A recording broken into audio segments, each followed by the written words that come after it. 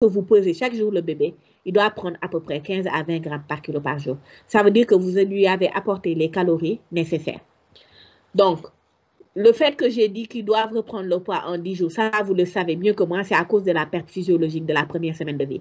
Donc, quand vous faites le calcul de la gain pondéral, du gain pondéral, excusez-moi, il faut avoir ça en tête. Donc, pour la croissance staturale, le développement du cerveau et la croissance staturale, il faut prendre la taille et le périmètre crânien une fois par semaine. Donc, c'est comme ça qu'on surveille notre nutrition parentérale pour savoir si on est en train de couvrir les besoins de l'enfant comme il faut. Maintenant, on va passer à la nutrition orale entérale. Maintenant, on a fini avec la nutrition par voie veineuse. Maintenant, on passe à la nutrition par voie entérale, c'est-à-dire digestive. Donc, normalement, c'est la nutrition orale entérale qui est optimale. Un nouveau-né sain qui va bien, normalement, il doit téter. C'est-à-dire, c'est la voie digestive qui doit être utilisée. C'est comme pour nous, on doit être autonome sur le plan digestif. Donc, quand on utilise de la nutrition parentérale, ça, c'est-à-dire qu'on n'a pas le choix. C'est parce que l'enfant a une pathologie digestive qui fait qu'on ne peut pas l'alimenter par voie digestive qu'on fait de la nutrition parentérale. Mais de manière commune, c'est de la nutrition entérale, orale entérale qu'on doit faire chez un nouveau-né. Donc, les indications de la nutrition orale entérale. Les indications, c'est la prématurité. Pourquoi? Parce que, surtout chez le prématuré de moins de 34 semaines, parce que le réflexe de succion-déglutition n'est pas encore bien mature au niveau des centres, au niveau hypothalamique. Donc, l'indication principale de la nutrition entérale, c'est le prématuré de moins de 34 semaines, parce que le réflexe de succion-déglutition n'est pas encore bien installé. Les autres indications pour la nutrition orale entérale, en dehors de la prématurité, par exemple, un nouveau-né à terme qui a une cardiopathie décompensée en insuffisance cardiaque, vous n'allez pas prendre le risque de l'alimenter par biberon ou par seringue ou à la tasse parce qu'il peut faire une fausse route du fait de l'utilisation des muscles respiratoires, surtout accessoires. Donc, vous êtes obligé de placer une sonde à ce bébé et de l'alimenter par voie entérale. En cas de détresse respiratoire très sévère aussi, cet enfant, vous n'allez pas l'alimenter par voie orale, lui donner le biberon, la tasse ou la cuillère. Tout ça à cause des risques de fausse route. Lui aussi, c'est une sonde que vous allez placer. Un enfant qui a fait une asphyxie sévère, par exemple, SARNAT 2 ou 3, vous le savez mieux que moi, en général, dans les 2 premières semaines, voire 3 semaines de vie même, le réflexe de succion-déglutition est altéré. Cet enfant, vous allez l'alimenter par biberon de midi à 14 h, il ne va pas sucer. Donc, cet enfant, vous allez faire de la nutrition entérale, c'est-à-dire, c'est une sonde que vous allez placer pour l'alimenter. Parfois, certaines pathologies digestives aussi, telles que les laparoschisis, voilà, là aussi, on peut être amené à faire une nutrition entérale, ou une stomie digestive, comme dans le cas de l'atrésie du grain. Donc, l'indication de l'alimentation entérale, c'est-à-dire l'utilisation de la sonde gastrique, c'est en cas de prématurité de moins de 34 semaines, chez qui le réflexe de succion-déglutition n'est pas encore présent, ou bien chez un nouveau-né qui est à terme, mais qui a une cardiopathie ou une pathologie respiratoire ou neurologique qui contre-indique, c'est-à-dire où le risque de fausse route ou d'inhalation est trop marqué. Donc, là, en fait, je n'ai fait que résumer la posologie des macronutriments et des micronutriments qui sont apportés par le lait. Donc, on l'a déjà vu dans les cours. Hein.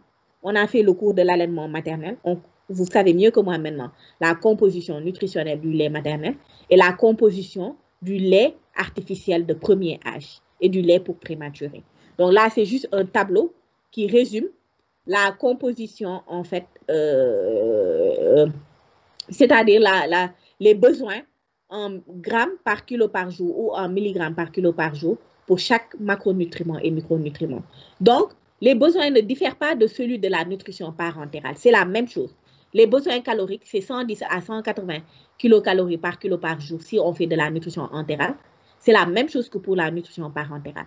Donc, pour l'eau, c'est 60 ou 80 à 160 ou 180 ml par kilo par jour. Pour les glucides, c'est de 7 grammes à 18 grammes par kilo par jour parce que j'ai mis dedans prématuré et faible et retard et hypotrophe. Pour les lipides, c'est 0,5 à 3 grammes par kilo par jour. Et pour les protéines, c'est de 1,5 à 4 grammes par kilo par jour parce que les prématurés sont inclus dedans. Donc, pour les sodium, potassium, chlore, phosphore, magnésium aussi, c'est la même posologie que pour la nutrition parentérale. Ça ne diffère pas. Maintenant, on va passer au choix du nutriment. Donc, par exemple, je vais prendre un exemple ici. Vous avez un nouveau-né, par exemple, de 32 semaines d'aménorrhée qui est hospitalisé dans votre service. Il est à J1 de vie. Vous avez décidé de l'alimenter aujourd'hui. Donc, vous devez calculer les besoins caloriques, les besoins en protéines, en lipides et en glucides que vous voulez lui donner. Maintenant, vous choisissez maintenant les nutriments. Vous allez faire soit du lait maternel, qui est le meilleur lait. C'est lui qui est riche en protéines, en facteurs immunologiques, en facteurs de croissance. C'est riche en oligosaccharides, en triglycérides à chaîne moyenne, en acides gras essentiels. Donc, je ne vais pas refaire le cours sur le lait maternel, mais vous savez mieux que moi maintenant que le lait maternel est le meilleur des laits lorsqu'on doit choisir un type de lait qu'on doit donner à un nouveau-né hospitalisé.